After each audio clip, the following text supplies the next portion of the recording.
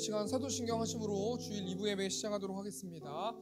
전능하사 천지를 만드신 하나님 아버지를 내가 믿사오며 그 외아들 우리 주 예수 그리스도를 믿사오니 이는 성령으로 잉태하사 동정녀 마리아에게 나시고 본디오 빌라도에게 고난을 받으사 십자가에 못 박혀 죽으시고 장사한 지 사흘 만에 죽은 자 가운데서 다시 살아나시며 하늘에 오르사 전능하신 하나님 우편에 앉아 계시다가 저리로서 산자와 죽은 자를 심판하러 오시리라.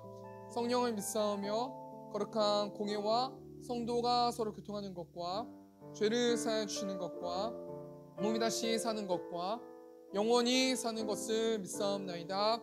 아멘. 우리 시간 찬양으로 영광 돌리겠습니다. 우리 예수 이름 높이세. 우리 시간 우리 마음을 담아서 찬양하겠습니다. 수많은 무리들 줄지어 그분을 보기 위해 따르네.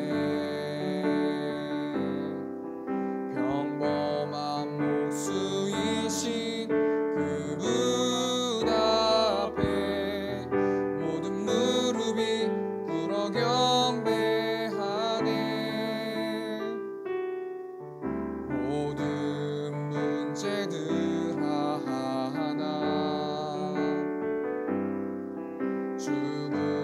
죽음까지도 힘을 잃고 생명의 근원 되신 예수 이름 앞에 모든 권세들 굴복하네.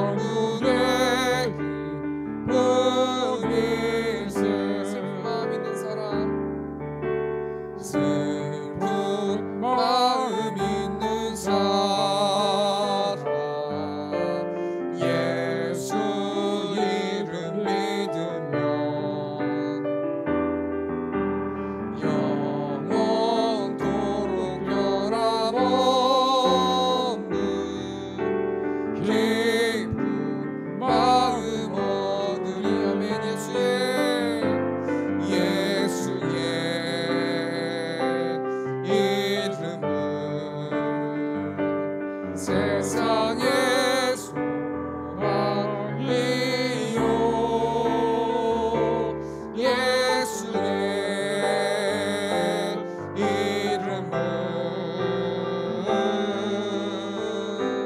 전우의 기쁨이 예수의 이름 예수의 이름은 세상의 소망이요 예수의 이름은 정들의 기쁨일세.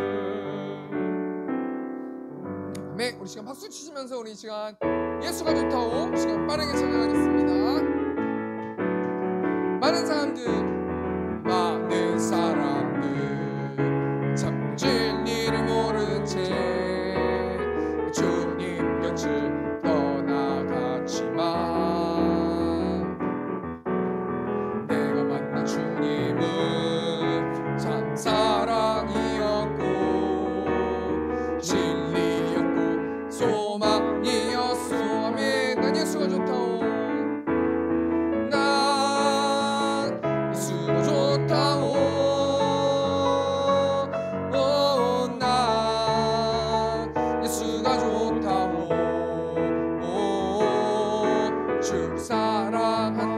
사랑한다던 베드로 고백처럼 난 예수를 사랑한다오. 아멘. 무거운 짐진 자 다 내게로 오라.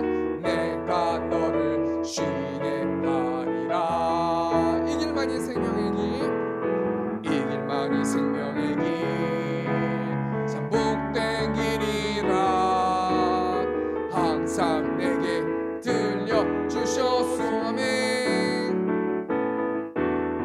난 예수가 좋다오. 난 예수가 좋다오. 주를 사랑한다던 베드로 고백처럼 예수를 사랑한다오. 우리 마지막 3절입니다. 그대가만이 참된 행복을 찾거든 예수님을 만나보세요. 그분으로 인하여 참 평안을 얻으면 나와 같이 고백할 거요. 아멘. 난 예수가 좋다오. 난 예수가 좋다오.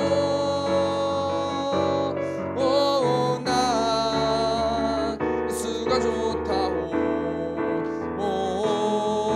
주를 사랑한다던 베드로 고백처럼 난 예수를 사랑한다오. 갈릴리 마을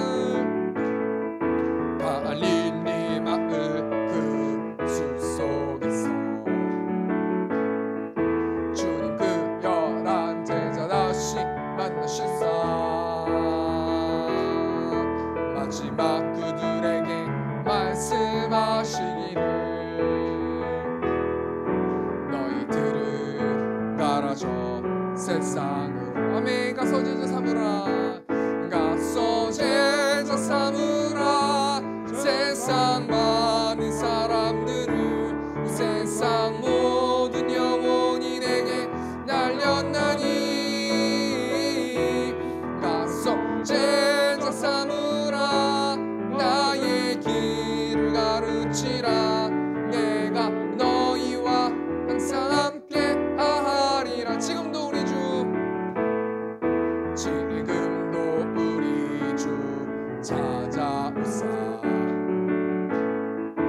어두워져가는 저 세상 바라보며 마지막 우리에게 부탁하시기를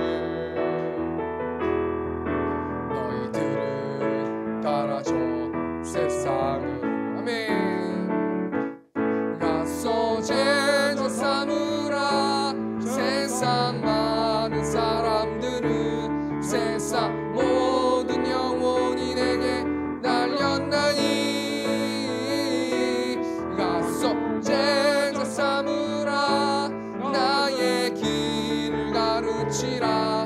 내가 너희와 항상 함께 하리라. 아멘.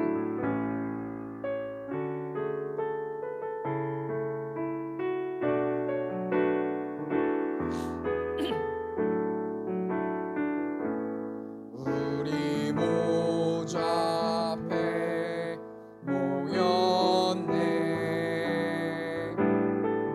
함께 주를 찬양하며 하나님의 사랑 그 아들 주셨네. 그의 피로 우린 구원받았네. 십자가에서 쏟으신 그 사랑 강같이 온 땅에 흘러 각 나라와 족속 백성 방언에서 구원받고 주령배 드리네.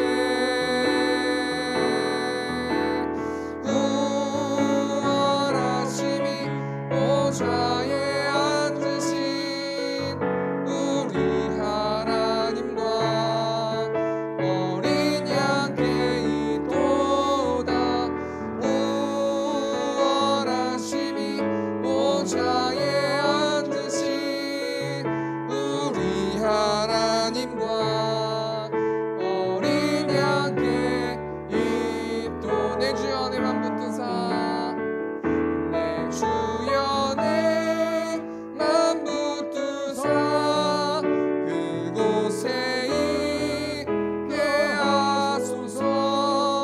그곳은 빛과 사랑이 언제나 넘치옵니. 저 높은 곳은 저 높은 곳을 향하여 날마다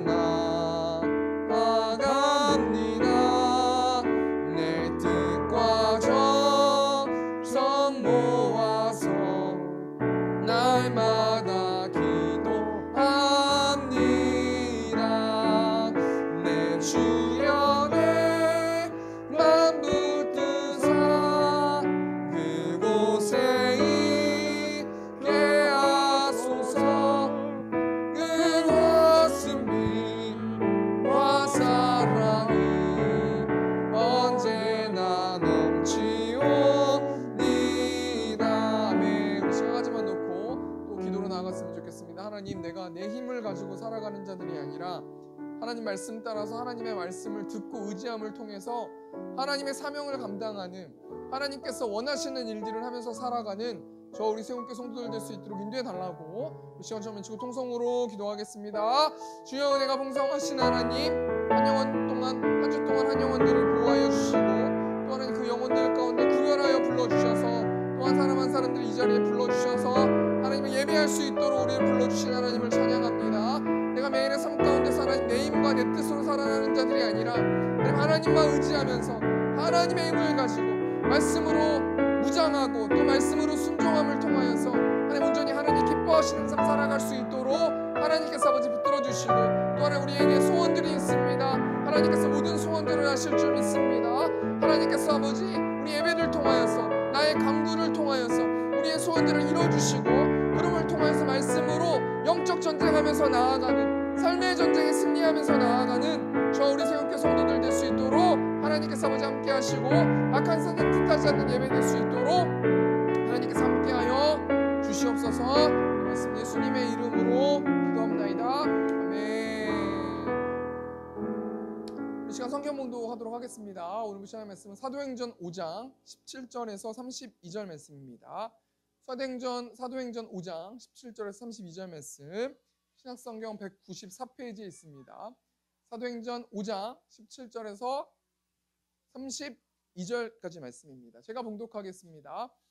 대제사장과 그와 함께 있는 사람 즉 사두개인의 당파가 다 마음에 시기가 가득하여 일어나서 사도들을 잡아다가 옥에 가두었더니 주의 사자가 밤에 옥문을 열고 끌어내어 이르되 가서 성전에 서서 이 생명의 말씀을 다 백성에게 말하라 하매 그들이 듣고 새벽에 성전에 들어가서 가르치더니 대제사장과 그와 함께 있는 사람들이 와서 공회와 이스라엘 족속의 원로들을 다 모으고 그 사람을 옥에 보내어 사도들을 잡아오라 하니 부하들이 가서 옥에서 사도들을 보지 못하고 돌아와 이르되 우리가 보니 옥은 든든하게 잠기고 지키는 사람들이 문에서 있으되 문을 열고 본즉 그 안에는 한 사람도 없더이다 하니 성전 맡은 자와 제사장들이 이 말을 듣고 의혹하여 이 일이 어찌 될까 하더니 사람이 와서 알리되 보소서 옥에 가두었던 사람들이 성전에 서서 백성을 가르치더이다 하니 성전 맡은 자가 부하들과 같이 가서 그들을 잡아왔으나 강제로 못함은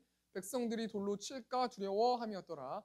그들을 끌어다가 공회 앞에 세우니 대제사장이 물어 이르되 우리가 이 이름으로 사람을 가르치지 말라고 언급하였을 때 너희가 너희 가르침을 예루살렘에 가득하게 하니 이 사람의 피를 우리에게로 돌리고자 함이로다. 베드로와 사도들이 대답하여 이르되 사람보다 하나님께 순종하는 것이 마땅하니라. 너희가 나무에 달아 죽인 예수를 우리 조상이 하나님이 살리시고 이스라엘에게 회개함과 제사함을 주시라고 그를 오른손으로 높이사 임금과 구주로 삼으셨느니라. 우리는 이 일의 증인이요 하나님이 자기에게 순종하는 사람들에게 주신 성령도 그러하니라 하더라. 아멘. 우리 시간 499장 찬송하면서 우리 시간 헌금하는 시간 갖도록 하겠습니다. 흑암에 사는 백성들 보라 수많은 심령 멸망하겠네. 그 누가 갈까 주의 복음 들고 생명을 구원하는 곳으로 큰 권세 주께 있으니 큰 권세 주께 있으니 너는 가서 주의 복음 전하라 주 나라 항상 지키리라. 아멘. 우리 시간 광고하는 시간 갖도록 하겠습니다. 광고는 주보 뒷면에 있습니다. 세움교회를 세워주신 하나님을 찬양하며 이곳에서 예배하는 성도님들 사랑하고 축복합니다. 오늘 특별히 또 김복희 장로님 또 오랜만에 와주셨습니다. 반갑습니다. 감사합니다. 예, 감사합니다. 또 우리 성함이 어떻게 되시는지 잘 잊어버렸는데 박현주 집사님 또 가족들 또 우리 완수 가족들 왔습니다. 박수로 환영하겠습니다. 죄송합니다. 이름을 알아야 되는데 제가 잊어버려가지고 2부 예배 후에 원래가 있는데 원래 저번 주에 원래를 했어야 되는데 30일이 어제였나요? 어저께였나 그저께였나 아무튼 그래서 이 월세가 거기 안 들어가요. 거기에. 그래서 첫째 주 오늘 2부 예배 후에 잠깐 재정보고만 하겠습니다. 저번 주죠. 원래 크리스찬들은 주일부터 세는 거거든요. 그래서 저번 주 수요일 날 우리 대상이라는 기업이 있어요. 청정원이라는 기업이 있는데 여기가 오페라 1인데 오페라 2의 그 회사들이 있는데 그 회사 그 세 분이서 신우회 모임을 저희 교회에서 해요. 그래서 한 달에 한 번 정도 수요일에 보통 하는데 이곳에서 오셔서 또 예배하시고 또 그분들이 이 근처에 사시는 한 분을 지금 전도하길 원하시거든요. 그래서 다음 달에 저랑 이제 식사하면서 이제 그분을 저희 교회로 소개해 주신다 그래가지고 그렇게 해주시니까 많이 기도해 주시고 또 그 기업 위해서도 많이 기도해 주시면 감사하겠습니다. 우리 금요 기도회 우리 7시 반에 또 화요일, 수요일, 목요일 6시에 온라인으로 새벽 기도회 있습니다. 참석하시면 감사하겠습니다. 오늘 전도했습니다. 이번 주까지 요한계시록 성경 읽기가 진행됩니다. 참여 영적으로 무장하는 세움교회 성도님들 되셨으면 좋겠습니다. 우리 옆에 우리 포스터 보시면 총회주일이란 게 있거든요. 우리 보통 세례 교인들이 인당 10,000원씩 헌금하는 게 있거든요. 그래서 이 10,000원씩 헌금하는 건 저희 교회가 갖는 게 아니라 백석총회로 가는 거예요. 그래서 저희 교단만 하는 게 아니라 합동측도 하고 통합측도 하고 뭐 일반적인 모든 교회들이 다 이 헌금을 합니다. 그러니까 10,000원씩 많이 안 해주셔도 돼요. 그냥 10,000원씩만 세례 교인만 해주시면 됩니다. 세례 교인만 헌금해 주시면 감사하겠습니다. 오늘 사도행전 5장 17절에서 32절 말씀 가지고 옥에 갇힌 사도들이란 제목으로 말씀 나누기 전에 우리가 1년 동안 성경 암송을 하는데 이번 주는 이사야 43장 21절 말씀이에요. 우리가 이 말씀 이제 2주 동안 외우길 원하는데 우리 함께해서 한번 읽도록 하겠습니다. 시작. 보라 내가 새 일을 행하리니 이제 나타낼 것이라 너희가 그것을 알지 못하겠느냐. 반드시 내가 광야의 길을 사막에 강을 내리니. 아멘. 이 2주 동안 이 말씀을 암송하시면 좋고요. 제가 이곳에 하나님도 임재하시지만 제가 제가 하고 싶은 말씀 아무거나 이렇게 막 외우라고 하지 않습니다. 우리 성도들을 위해서 어떤 말씀을 암기하고 어떤 말씀을 암기함을 통해서 어떻게 하나님께서 일하실지에 대해서 고민하고 또 고민하고 기도하고 해서 이 성경 암송 구절을 뽑기 때문에 여러분 2주 동안 새 일을 행해 주신다고 말씀해 주셨으니까 그 일이 언제 일어날지는 모르지만 근데 하나님께서 반드시 광야의 길을 사막에 강을 내주신다고 말씀해 주셨으니까 이 말씀 암송하시고 또 하나님께 기도하면서 동행하면서 여쭙는 저 우리 세움교회 성도님들 되셨으면 좋겠습니다. 우리 2부 예배는 사도행전 말씀으로 강해 설교하지 않습니까? 예수님의 제자들이 성령 충만함을 받아가지고 여러 가지 기적들을 일으키고 특별히 베드로라는 사람이 설교해가지고 처음에 3,000명이 변화되고 5,000명이 변화되고 뭐 여러 가지 완전히 예루살렘 교회가 이 당시에 예루살렘이라는 지역의 사람들이 2만에서 한 3만 명 정도 되는데 근데 한 10,000명 정도가 믿는다고 한다면은 이 도시의 3분의 1 정도가 예수님을 영접하고 예수님을 주라고 시인하는 기적들이 일어나지 않습니까? 그래서 예루살렘 교회가 굉장히 부흥했단 말이에요. 근데 여러분 아나니아와 삽비라라는 어떤 이 부부를 통해서 폭발적으로 부흥했었던 예루살렘 교회가 주춤하는 일들이 벌어졌어요. 여러분 이 아나니아와 삽비라가 뭘 잘못했기 때문에 그렇습니까? 헌금을 숨긴 것이 잘못된 것도 물론 있겠지만 헌금을 숨긴 게 잘못된 게 아니에요. 헌금은 원래 본인이 땅 팔아가지고 헌금한 거니까 뭐 내가 3분의 1 하던 2분의 1 하던 다 하던 안 하던 그건 본인 개인 마음이란 말이에요.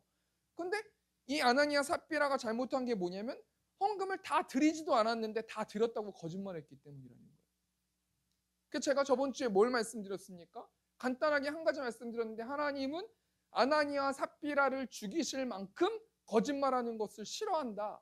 내가 내 의를 드러내기 위해서 내가 하나님 앞에 헌신하는 것들을 자랑하기 위해서 거짓말하는 것들은 누구보다도 하나님이 싫어하시는 분이시다. 그렇기 때문에 이 초대교회 때 처음 예루살렘 교회가 시작됐을 때 이 아나니아 삽비라를 죽이면서까지 그것들을 하나님께서 싫어하시는지를 알게 하시기 위해서 이 부부들을 죽였다라고 제가 저번 주에 말씀드리지 않았습니까? 그리고 이런 상황 가운데서 이제 오늘 본문 말씀 12절 말씀 보니까 사도들의 손을 통하여 민간의 표적과 기사가 많이 일어나매 믿는 사람이 다 마음을 같이하여 솔로몬 행각에 모이고 여러분 지금까지는 베드로가 기적을 일으켰거든요. 또 베드로하고 요한이 함께 다녔어요. 그리고 기적을 일으키고 수많은 사람들의 복음을 전하는 것들이 앞에 사도행전 1장부터 4장까지의 말씀으로 기록됐단 말이에요.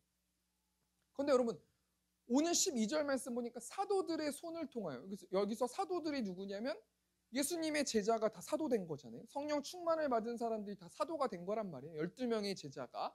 근데 전에는 베드로하고 요한만 기적을 일으키고 표적과 기사를 많이 행했는데 이제는 12사도 모두가 12절 말씀 보니까 민간의 표적과 기사가 많이 일어나게 했다라는 거예요.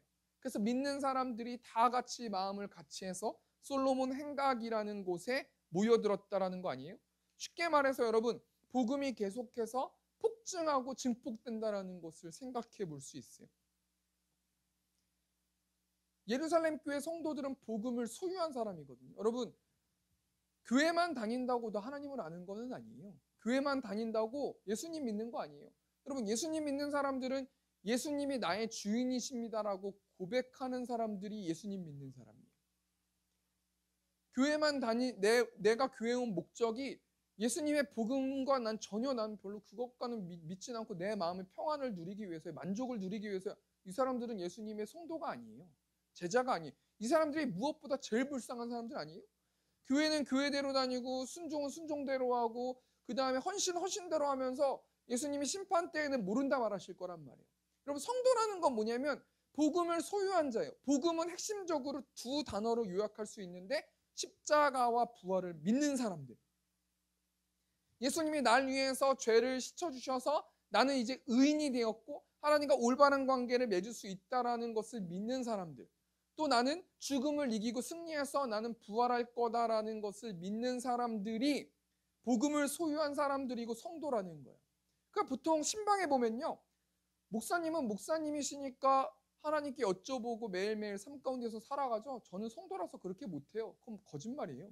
성도라는 거는 원래 매일매일 삶 가운데서 하나님과 의논하고 하나님과 소통하고 하나님이 하라는 것을 하는 사람들이 성도들 아니겠습니까?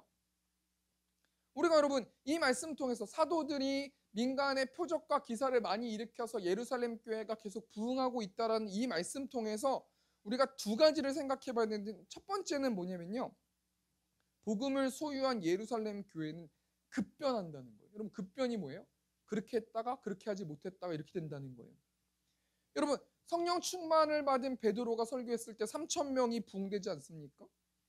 또 베드로가 나면서부터 한 번도 걷지 못한 자를 일으켜 세워서 그것을 보면서 또 5,000명이 부흥돼 가지고요, 거의 8,000명, 10,000명 가까이 부흥이 되지 않습니까?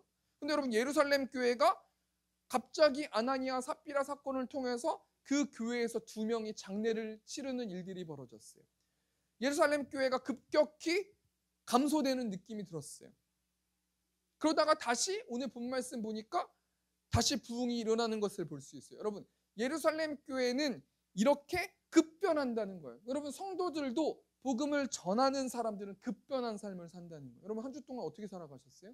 여러분 복음 전하잖아요. 그럼 갑자기 아침에 기분 좋다가 점심에 기분 나빴다가 또 저녁에 기분 좋다가 새벽에 기분 나빴다가, 여러분 복음을 전하고 내가 예수 그리스도와 십자가와 부활을 묵상하고 그것을 무언가를 실천하고 의지적인 결단을 했을 때는 어떤 일들이 벌어지냐면 급변한다는 거예요. 좋았다 안 좋았다 한단 말이에요. 하나님 내가 왜 이러죠? 제 마음이 왜 이렇게 힘들죠? 갑자기 저 왜 이렇게 기분이 좋죠? 저 왜 이렇게 슬프죠? 이렇게 된단 말이에요. 여러분 이 말씀이 오늘 본 말씀으로 우리 마음 가운데 떨어졌는데, 여러분들은 한 주 동안 어떻게 사셨냐는 거예요.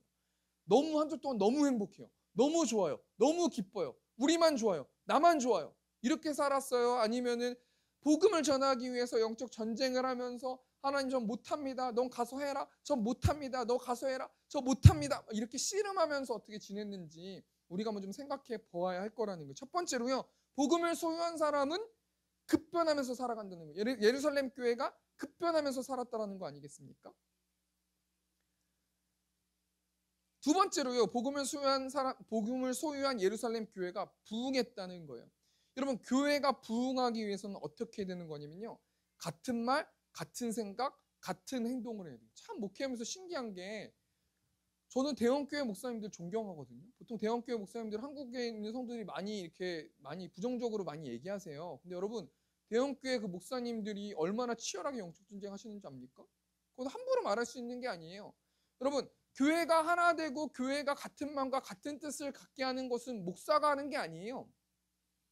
어떤 한 사람 리더십이 하는 게 아니에요. 장로들이 하는 게 아니에요. 그거는 교회가 하나가 돼서 같은 생각과 같은 마음과 같은 행동을 하는 거는 교회 성도들이 하는 거예요. 근데 여러분 몇만 명 되는 교회가 같은 생각과 같은 행동과 같은 말을 하는 게 얼마나 어렵습니까? 그걸 사람의 노력으로 할 수 있어요? 목사가 설교를 그 주에 잘한다고 해서 같은 생각 갖는다고요? 그건 말도 안 되는 얘기예요. 여러분 교회가 부흥하기 위해서는, 우리 세움교회가 부흥하기 위해서는 각자 하나님께서 매일의 삶 가운데서 주시는 그 하나님께서 이뤄야 되는 어떤 그런 질문들을, 어떤 하나님께서 하라는 것들을 각자 승리했을 때 교회가 부흥하는 거예요. 영적 승리했을 때 교회가 부흥하는 거 아니겠습니까?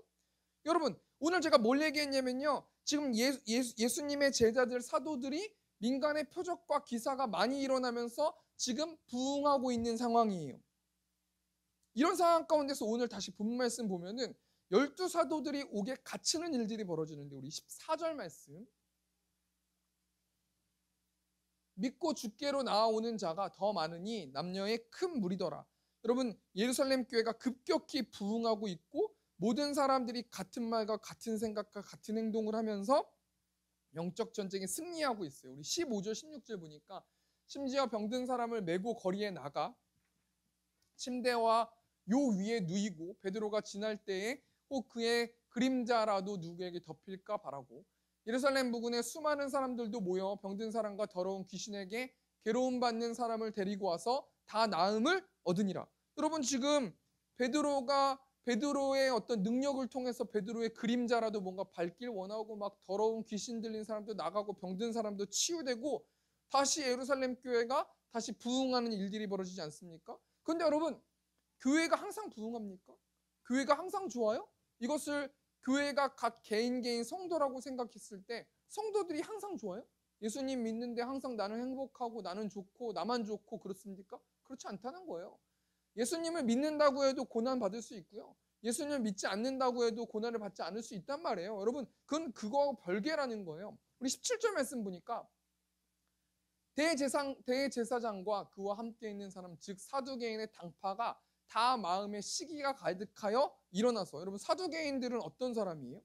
다윗 때부터 솔로몬 때부터 대제사장이었던 사독의 어떤 그 후예들이 이 사두개인이라는 거예요. 근데 이 사두개인이라는 사람들은요, 이 당시에 로마와 결탁했었던 굉장히 힘이 있는 종교 지도자들이었어요.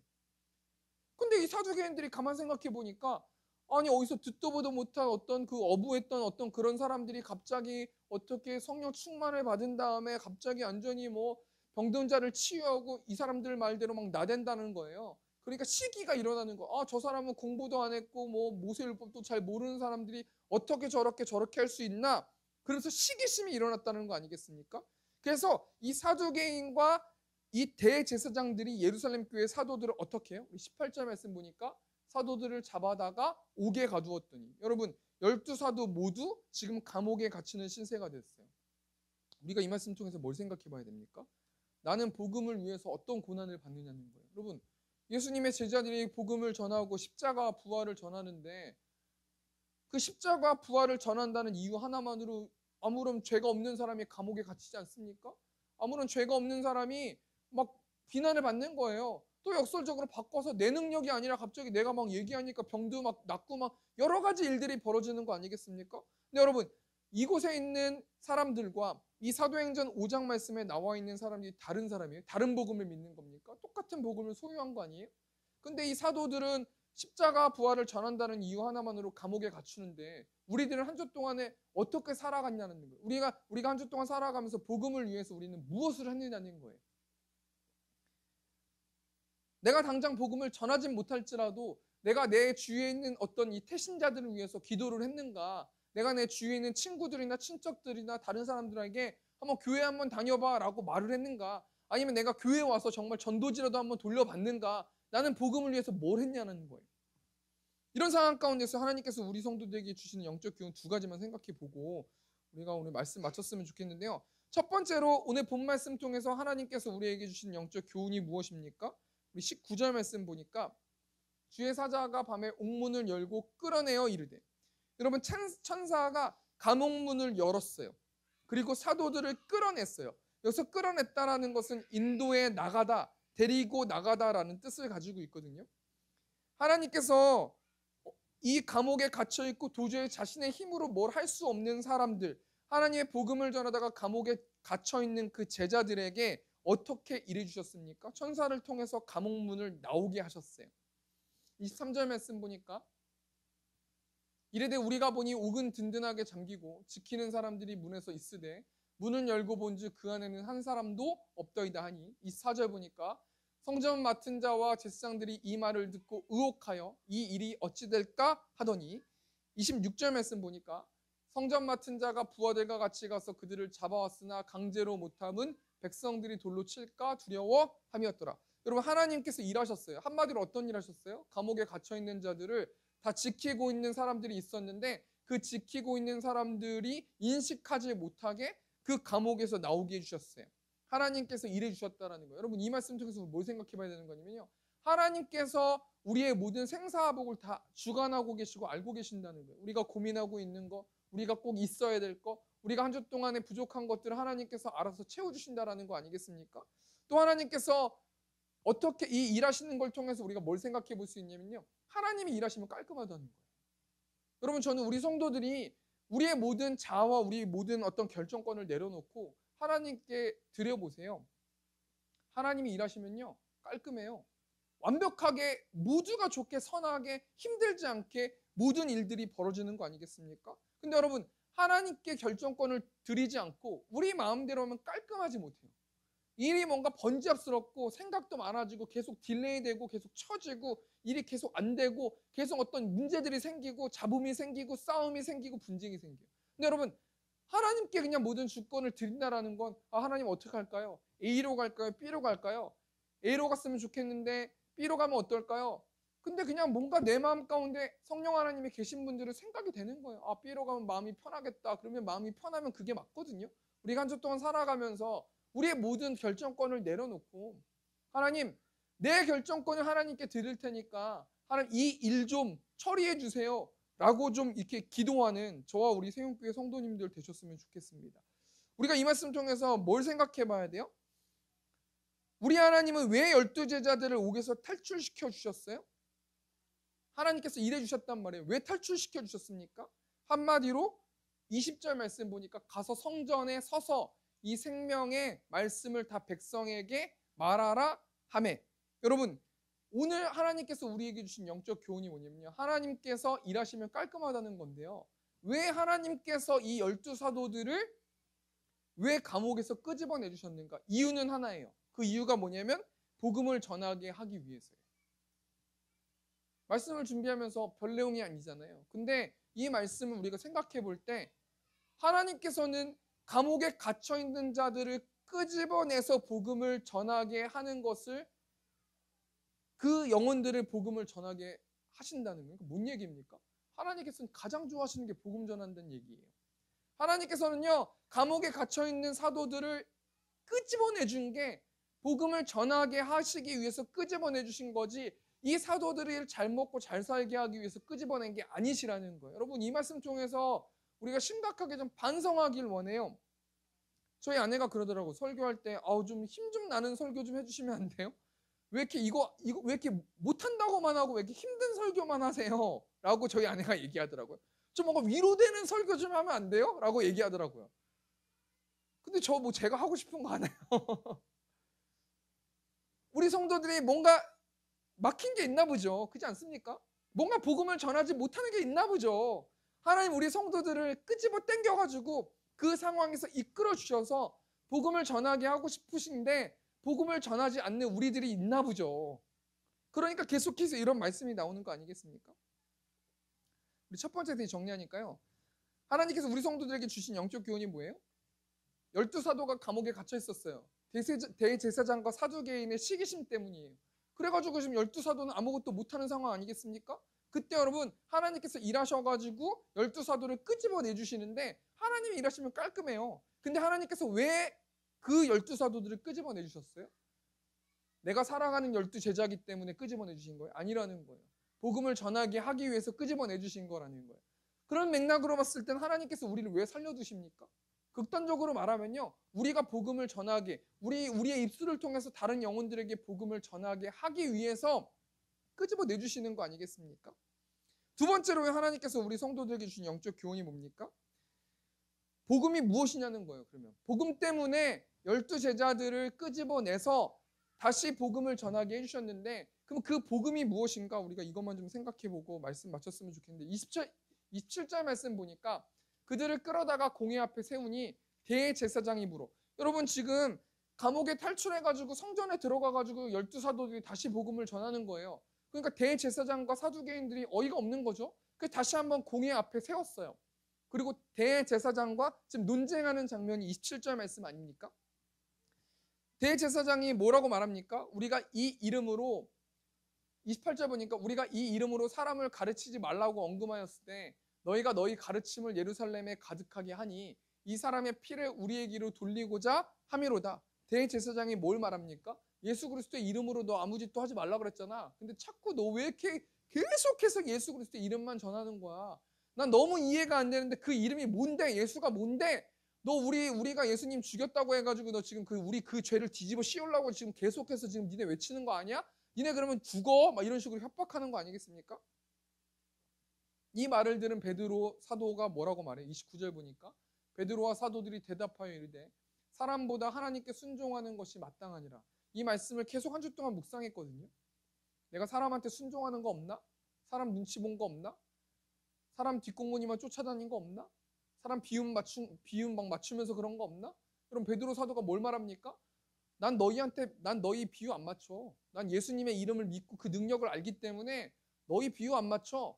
너희 때문에 내가 전하고 내가 전하지 않고 그런 거 아니야. 하나님께서 나한테 시키셨기 때문에 나는 그거 순종하는 것 때문에 복음 전하는 거지. 내가 뭐 하기 위해서 내가 어떤 니네한테 잘 보이기 위해서 그런 거 아니야. 난 니네 말 안 믿어. 난 하나님 말만 순종하는 사람이야. 라고 떳떳하게 이야기하는 거 아니겠습니까? 여러분, 너무 간단한 말씀이잖아요. 여러분, 어떤 말에 순종합니까? 사람 말에 순종합니까? 하나님 말에 순종합니까? 하나님 말씀을 듣긴 듣습니까?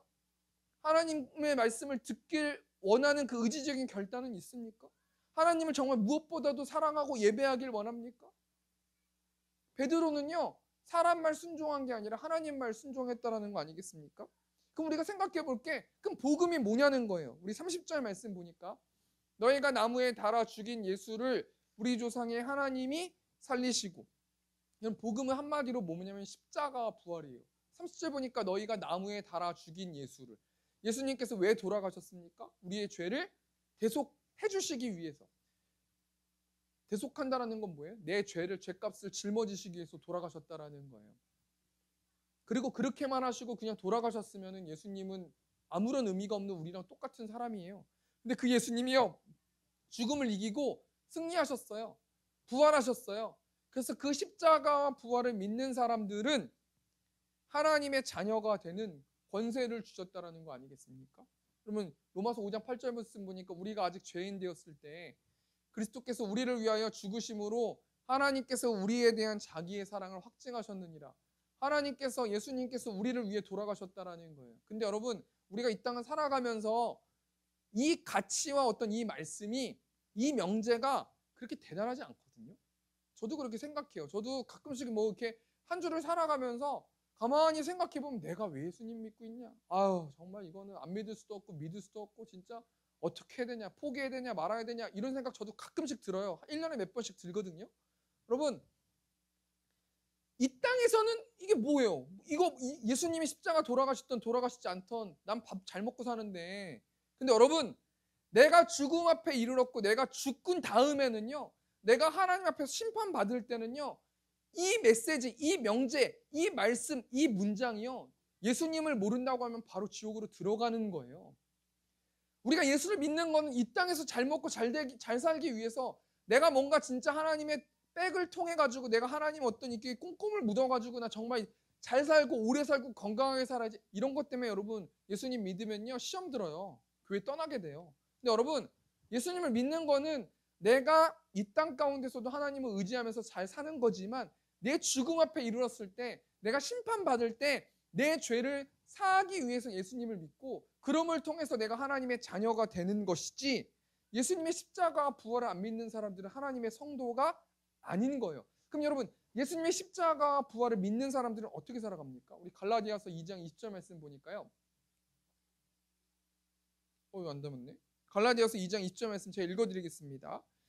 내가 그리스도와 함께 십자가에 못 박혔나니 그런즉 이제는 내가 사는 것이 아니요 오직 내 안에 그리스도께서 사시는 것이라. 내가 이제 육체 가운데 사는 것은 나를 사랑하사 나를 위하여 자기 자신을 버리신 하나님의 아들을 믿는 믿음 안에서 사는 것이라. 우리 건반 부탁드리고요. 여러분, 예수님 믿는 사람들은요, 어떤 사람들이냐면 난 십자가와 부활을 믿어 라고 고백하는 사람이거든요. 근데 나 십자가와 부활을 믿어 라고 고백하는데 하나님은 하나님이고 난 내 맘대로 살아간다? 그건 예수님 믿는 거 아니에요. 여러분, 예수님 믿는 게 얼마나 어려운데요.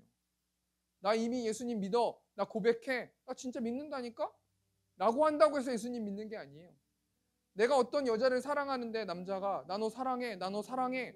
근데 그 남자가 그 여자한테 가지도 않아요. 만나지도 않아요. 전화도 안 해요. 카톡만 한 번 해요. 그러면서 오빠 나 사랑해?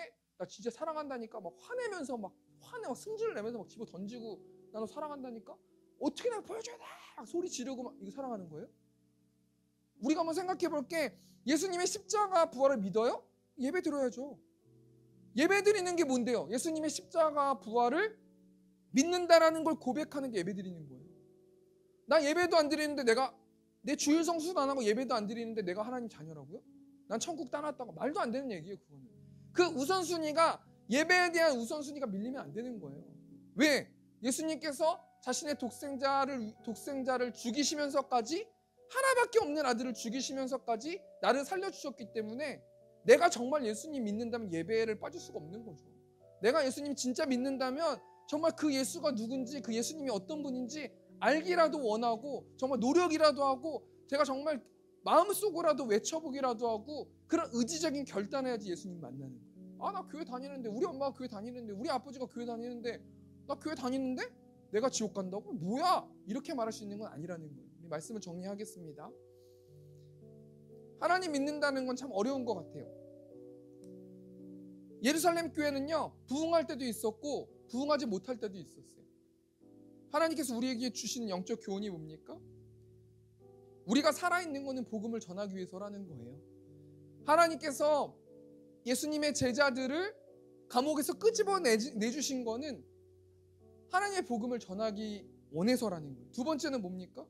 그 복음이 무엇이에요? 복음이라는 건 십자가와 부활이라는 거예요. 우리가 말로만 고백하는 자들이 아니라 매일 삶 가운데서 하나님을 예배하고 우선순위가 밀리지 않고 어떤 한이 있어도 예배는 고수하고 어떤 한이 있어도 우선순위가 하나님보다 다른 거에 밀리지 않는 우리 세움교회 성도님들 되셨으면 좋겠습니다. 우리 사도행전 5장 32절 말씀 보니까 우리는 이 일의 증인이요 하나님이 자기에게 순종하는 사람들에게 주신 성령도 그러하니라. 그리고 우리가 이 일의 증인이라는 거예요. 우리가 한 주 동안 하나님의 복음을 전하는, 하나님께서 주신 각자의 달란트로 하나님의 복음을 전하는 우리 세움교회 성도님들 되셨으면 좋겠습니다. 우리 십자가의 전달자 우리 시간 찬양하고 우리 시간 기도하면서 나갔으면 좋겠습니다.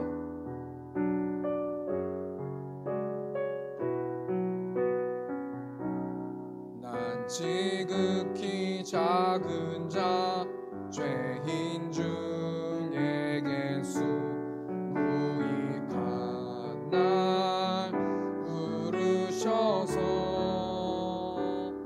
간절한 기대와 소망 부끄럽지 않게 십자가 정케 하셨네.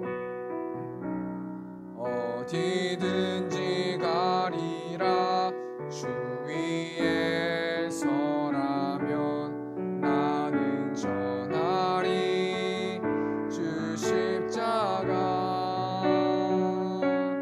내 몸에 밴 십자가 그 열의 향기 온 세상 채울 때까지 아멘.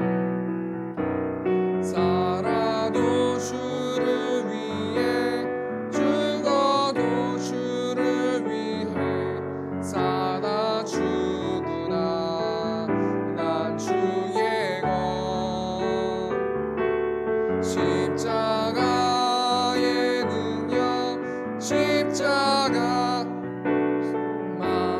내 안에 주만 사시는 것 난 지극히 작은 자 죄인 중에 수 무익한 날 부르셔서 간절한 기대와 소망 부끄럽지 않게 십자가 정케 하셨네. 아멘. 우리 시간 한 가지만 놓고 좀 기도했으면 좋겠습니다. 또 오늘 하나님의 섭리 가운데서 또 우리 박현주 집사님 또 우리 자녀들과 함께 또 이곳에 왔습니다. 하나님, 이들이 예수님의 십자가와 부활을 믿게 하시고 그럼을 통하여서 이 땅 가운데 자유한 삶 살아갈 수 있도록 하나님께서 아버지 함께 하시고 죄의 속박에서 구원받고 하나님의 사명을 감당하고 하나님의 자녀가 되어질 수 있도록 그 가문이 하나님의 자녀가 되어질 수 있는 가문 될 수 있도록 인도해 달라고 우리 시간 처음에 통성으로 우리 시간 중보하겠습니다. 우리 시간 기도하겠습니다. 주여, 내가 풍성하신 하나님, 우리의 노력으로 우리의 행위로 구원받을 수 없음을 고백합니다. 우리 하나님의 섭리 가운데서 또 우리 박현주 집사님 또 자녀들 왔습니다. 또 하나님 완수 왔습니다. 하나님께서 아버지 함께하여 주시고 우리의 힘이 아닌 하나님의 능력을 가지고 하나님의 빛을 비춰주셔서 이들이 하나님의 복음을 받아들일 수 있도록 하나님께서 아버지 함께하시고 하나님 죄로 묶였던 것들, 얽매였던 것들이 풀어질 수 있도록 하나님께서 아버지 함께하여 주시고 그럼을 통하여서 기쁜 마음을 가지고 하나님을 예배하는 마음을 가지고 하나님을 찬양하는 마음을 가지고 하나님이 주신 달란트를 가지고 하나님 온전히 하나님을 전하는 또 우리 완소될 수 있도록 또 우리 완소 논생될 수 있도록 하나님께서 아버지 붙들어 주시고 하나님께서 아버지 함께 하시고 그 가문이 온전히 하나님이 기뻐하시는 가문으로 교체되어질 수 있도록 하나님께서 아버지 붙들어주시고 또 하나님께서 함께하여 주시옵소서. 또 우리 종부 하나만 더 했으면 좋겠습니다. 우리 김복희 장로님 또 힘든 상황 가운데서 또 소원이 있으십니다. 또 우리 성도들이 또 그 소원을 위해서 잘 모르시겠지만 소원을 위해서 기도해 주시고 또 우리 최은혜 집사님 가정 가운데 우리 또 도윤이 가운데 태윤이 가운데 또 우리 주일학교 아이들 가운데 우리 시간 중보하는 시간 갖도록 하겠습니다. 우리 이 시간 지원 맺히고 통성으로 기도하겠습니다. 주여 은혜가 풍성하신 하나님 우리 김복희 장로님 또 하나님 예배에 보내주셔서 하나님 감사합니다. 우리 장로님 가운데 장로님이 원하시는 소원이 있습니다. 온전히 하나님 그것을 성취시켜 주시고 그럼을 통하여서 하나님을 바라볼 수 있도록 아버지께서 아버지 함께 하시고 하나님이 일하시면 깔끔한다고 말씀하셨사오니 하나님이 일하시면 완전하시다고 말씀하셨사오니 모든 주권과 모든 것들을 하나님께 드릴 테니 하나님 모든 소원들을 인도해 주셔서 그럼을 통하여서 온전히 하나님의 살아계심을 느낄 수 있도록 하나님께서 아버지 붙들어 주시고 또 우리 최은혜 집사님 또 도윤이 가운데를 함께 하시고 몸이 좋지 않는 가운데 있습니다. 또 사춘기 또 그 과정을 지날 때 온전히 하나님께서 일하여 주셔서 온전히 모든 것들이 합력하여 선을 이루어질 수 있도록 그 가정이 구원받는 가정 될 수 있도록 하나님께서 붙들어 주시고 하나님께서 함께하여 주시옵소서. 사랑에 많으신 하나님, 우리가 다시 한번 복음을 생각하고 날 구원하신 그 구원의 기쁨을 회복하여서 하나님을 예배하고 하나님의 말씀을 듣길 원하고 그 말씀대로 살아내는 저 우리 세움교회 성도들 될 수 있도록 하나님께서 붙들어 주시고 또 헌금 드린 손길들 있습니다. 또 온라인으로 또 우리 김복희 장로님 헌금하셨습니다. 또 복의 복을 더하여 주셔서 무엇보다도 뜨겁게 하나님을 사랑할 수 있는 그 복을 허락하여 주시고 이 땅 가운데서도 꾸지 않는 삶 살아갈 수 있도록 하나님께서 붙들어 주시고 하나님께서 아버지 함께 하시고 오늘 드린 헌금 가운데서 하나님께서 온전히 주장하여 주시옵소서. 이제는 우리 주 예수 그리스도의 은혜와 하나님 아버지의 극진하신 사랑하심과 성령 하나님의 내주교통 역사하심이 그럼에도 복음을 전하길 원하는 이곳에 있는 회중들의 머리 위에 이제부터 영원토록 함께 있을지어다. 아멘. 감사합니다. 하나님.